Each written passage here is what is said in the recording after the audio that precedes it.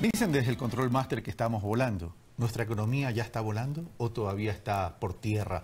Le decía fuera de cámara que a veces nuestra economía ecuatoriana parece una especie de guingiringongo o electrocardiograma, a veces arriba, a veces abajo. Ojalá que nunca estemos linealmente, porque eso significaría estar en coma. ¿Cómo están los indicadores de la economía ecuatoriana? Verónica Artola. Bueno, buenos días, Carlos. Buenos días a los televidentes que nos siguen. Nuestra economía está mostrando señales de recuperación. Todavía no diría que está volando, pero sí con señales de recuperación. Incluso los organismos internacionales, como el Fondo Monetario, el Banco Mundial, también indican que este año y los próximos ya va a haber un mejor comportamiento de las economías, no solamente de nuestro país, sino de toda la región y realmente de todo el mundo. Entonces se espera realmente un comportamiento mucho mejor de nuestros países. Si bien me dice la economía se está recuperando, las estimaciones de crecimiento económico son bien bajas. En principio se dijo 0,7%. El Fondo Monetario Internacional, al cual no le creo mucho a veces, hablaba de un crecimiento negativo y ahora estamos hablando del 0,2%. Es un crecimiento muy bajo cuando el Ecuador debería crecer en promedio 5% anual constante y permanente para poder luchar para erradicar la pobreza. Estamos saliendo de un periodo en el cual la economía estaba decreciendo. Recordemos que el año pasado tuvimos un decrecimiento de la economía del 1,6%. Entonces, salir de eso para nuevamente crecer, no podemos de un año a otro crecer 5%. La idea es eso, que poco a poco con las políticas, con el programa económico que el presidente también se está impulsando, vamos a tratar de lograr eso. La próxima semana también se está presentando la proforma a la Asamblea y ahí Banco Central, la responsabilidad de Banco Central es justamente hacer las previsiones macroeconómicas. La proforma del 2018. La proforma del 2018 y ahí vamos a actualizar, si es que es del 0,7 o un poco más, porque como decía, ya los resultados del segundo trimestre de la economía fueron bastante interesantes. Pero vamos a lo siguiente. Usted me dice, y claro, o sea, dice, estamos saliendo de un par de años bastante complicados, ¿verdad? En eso está bien, estoy de acuerdo, Verónica. Fueron años complicados, no solo para Ecuador, para el resto del mundo también y para el resto de la región. Pero, sin embargo de aquello, el tema pasa por una economía de carácter estructural. Es decir, ¿por qué nos afectó a nosotros? Es básicamente porque el principal dinamizador de la economía fue el Estado. Es decir, no hubo esa alianza público-privada donde el dinamizador de la economía debería ser el sector productivo. Si ese sector productivo hubiera sido un gran dinamizador desde antes, hubiéramos podido de pronto tener amortiguadores apropiados para poder absorber el golpe del shock externo de la disminución de los commodities. De acuerdo, y justamente el gobierno anterior invirtió mucho para crear puertos, carreteras, educación, salud, cosas que no se habían hecho antes de los 10 años para que justamente ya el sector productivo, el sector empresarial empieza a invertir. Lamentablemente durante estos últimos 10 años no vimos esa corresponsabilidad, pero esperamos que con este nuevo gobierno, con el diálogo, con la apertura que está presentando el presidente Lenín Moreno, ya realmente los empresarios, el sector privado, vea que esta economía también necesita del sector privado. Con los datos, que tenemos nosotros en cuentas nacionales del último año, ya vimos que la economía o la inversión del sector privado fue mayor que la del sector público. Usted le asigna la corresponsabilidad o la responsabilidad del sector privado que no se enganchó y por eso tenemos ese tipo de crecimiento tan bajo. Sí, yo estoy convencida que la corresponsabilidad del sector privado también es muy importante para el crecimiento de una economía como la nuestra. Ahora, es importante que el sector privado, el sector productivo se enganche dentro de esta visión de desarrollo, pero para eso se requiere una ambientación para poder atraer esa inversión. Pero ahí tenemos temas estructurales, es decir, temas de productividad, temas de competitividad y temas de inversión.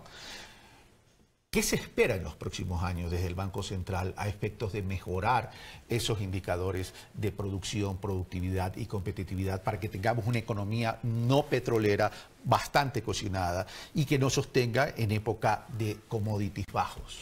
Tenemos dos sectores que vemos que son súper importantes en los próximos años. El de la construcción, estamos impulsando desde el Gobierno Nacional el programa Casa para Todos. Hemos visto también la expectativa que tiene la ciudadanía, los constructores en este sector. Entonces, los próximos 4 años se esperaría incluso una inversión de alrededor de 4.500 millones. Solo para Casa para Todos.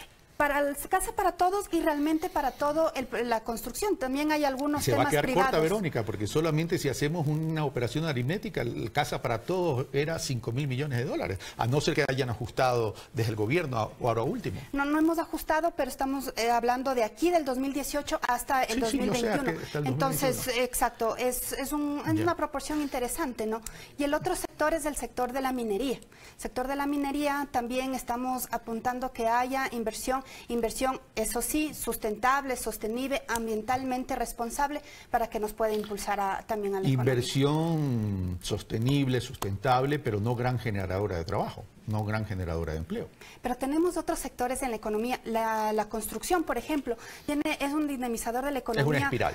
Muy grande, porque está demandando también productos primarios, pero tiene una cadena por detrás de generación de empleo súper importante. Vamos a lo siguiente, que temas que usted va a dominar perfectamente. El gobierno nacional, el presidente de la República específicamente dice, vamos a bajar el déficit fiscal a 1% en el 2020, si no me equivoco. ¿Qué significa eso? Significa eso apretarse. Pero reducir el déficit de esa manera, que es una meta ambiciosa, significa también restringir el gasto de inversión, es decir, la inversión pública. En un momento que en un corto plazo el sector productivo no se va a enganchar todavía, y lo estamos viendo con la discusión de las medidas de ajuste que tomó, porque para mí eso no es un plan económico, es un plan de medidas, ¿verdad?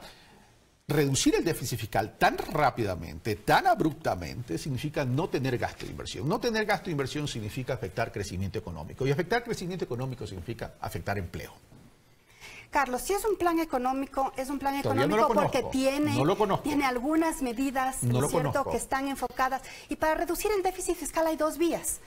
Aumentar los ingresos y reducir el gasto. Entonces, este plan económico también está enfocado para ese tema de aumentar. O sea, no está enfocado en la disminución del gasto, sino también en el incremento de los ingresos. ¿Por qué vía? Son las dos cosas. Ya. Por eso digo, para poder reducir a esas medidas hay que ser corresponsables y ver la integralidad de cómo podemos reducir. El deber ser, pero ¿cómo lo vamos a lograr? Lo vamos a lograr con este aumento de impuestos, ¿no es cierto? O esta recaudación que vamos a tener de aproximadamente 1.600 millones. 1.6 del Producto Interno Bruto no basta. Y reducción del gasto. En la proforma presupuestaria estamos pasando o reduciendo el tema de la inversión pública alrededor de 2.000 millones en este primer año, del 2017 al 2018, y poco a poco vamos a ir reduciendo. Si incremento en 1.600 y bajo en 2.000, ¿cuál es el impacto neto?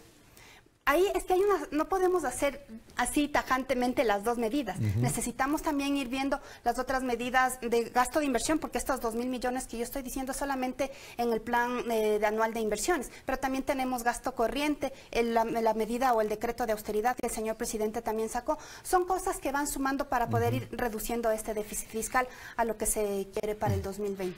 ¿Cómo va a incidir el uso de la billetera electrónica en esta visión que ustedes tienen del manejo de la economía? Que usted dice hay un plan, para mí todavía no lo presenta, el propio presidente de la República dijo lo vamos a presentar junto con el Plan Nacional de Desarrollo, por tanto descargo cualquier responsabilidad de mi comentario.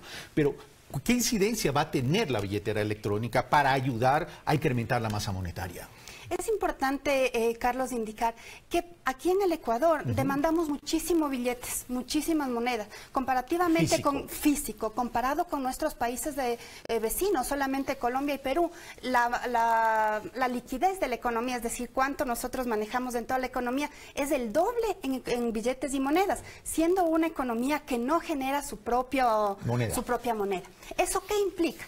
Eso implica que nosotros como Banco Central tenemos que poner en la economía alrededor de 2.000 millones de dólares anuales en monedas y billetes. Significa que ese dinero está saliendo de las reservas internacionales, de la liquidez de la economía, que podría ser utilizada para otros temas. Entonces, esta billetera electrónica, y ahora estamos manejando el concepto de medios de pago digitales, dinero electrónico, tarjetas de crédito, tarjetas de débito, cheques también, cualquiera de esos medios de pago, lo que nos ayuda es que la gente demande menos el efectivo y pueda realizar sus transacciones más seguras, más rápidas, se dinamice también la economía. O transferencias y uso del Internet para pagar también. Que eso también ayuda. Ahora, pero ¿esto le va a dar velocidad al dinero? ¿Nos va a ayudar como para dinamizar la economía? Le va a dar velocidad al dinero. Tenemos estadísticas, por ejemplo, que el multiplicador... Cuando hablo de velocidad, hablo de rotación, ¿no? De la rotación. Sí. Que el multiplicador del dinero utilizando estos medios de pago es alrededor de 2. ¿Qué quiero decir eso? Que pongo un dólar digital y ya se puede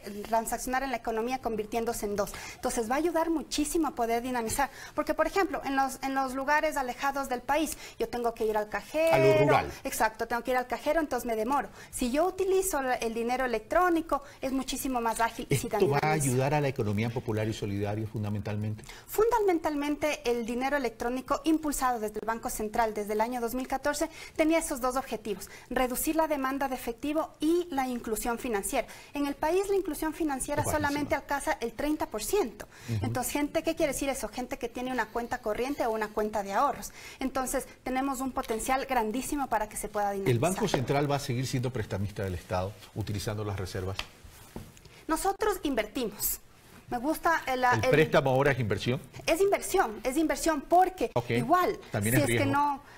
Bueno, la inversión también es riesgo. En el Banco Central el día de ayer estuvimos llevando a cabo el seminario internacional y vino el subgobernador del Banco de México y nos enseñó datos interesantes, que todos los países del mundo están invirtiendo en bonos del Estado de sus países, justamente para empezar a dinamizar las economías en esta crisis que pasamos a nivel mundial. Entonces el Ecuador no se ha quedado atrás, estamos con un Banco Central que está consciente de eso. Ahí hay una gran discusión, afectación o disminución de la reserva a cambio de compra de bonos, lo cual significa que no son documentos realizables fácilmente en el corto plazo, lo cual en contingencias afecta la estabilidad.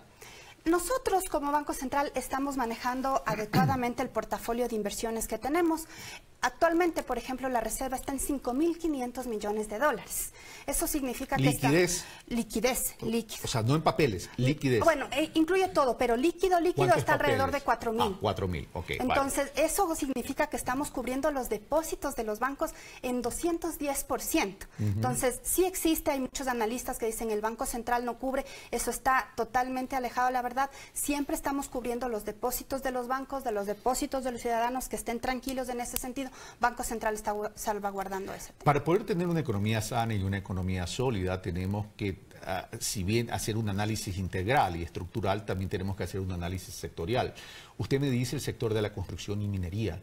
¿Qué pasa con el sector agropecuario y qué pasa con el sector industrial cuando la ministra de Industria dice que su meta es hacer crecer el sector industrial en 2 puntos del PIB?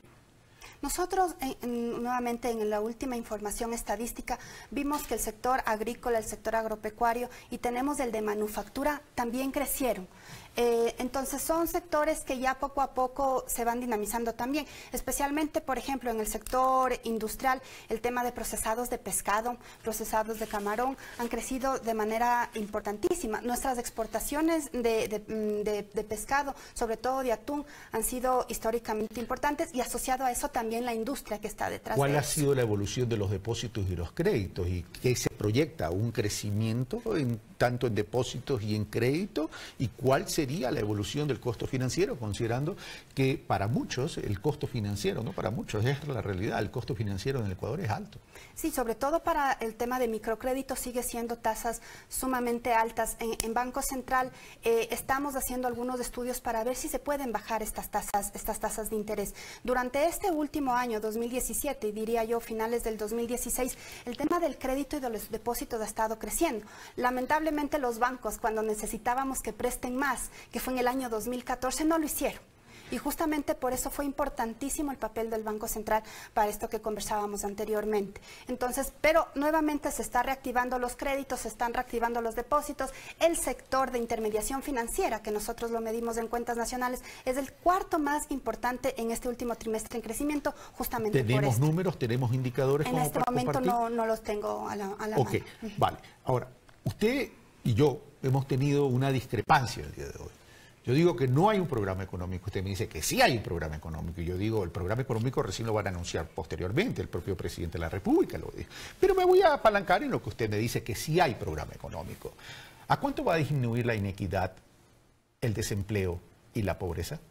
Estamos en eso, no tengo los datos específicos de cuánto va a disminuir, pero eso es lo que está persiguiendo este gobierno, disminuir Como la objetivo, pobreza. sí. Ha estado disminuyendo en estos meses, la pobreza, la desigualdad, el desempleo, son medidas sociales que estamos detrás de eso. No, le mentiría, no tengo los datos en este momento. Pero sí los tienen en el Banco Central. Nosotros no medimos específicamente en Banco Pero Central miden la esos economía. temas, pero medimos la economía en su conjunto. Y el empleo es parte de la economía. Claro que sí. Verónica Artola, muchas gracias por estar con nosotros. Gracias, Hacemos Carlos. una pequeña pausa y regresamos con Jorge Albán, secretario general del Comité de Empresa de Gama TV. Venimos, o Gama Visión. Venimos de inmediato.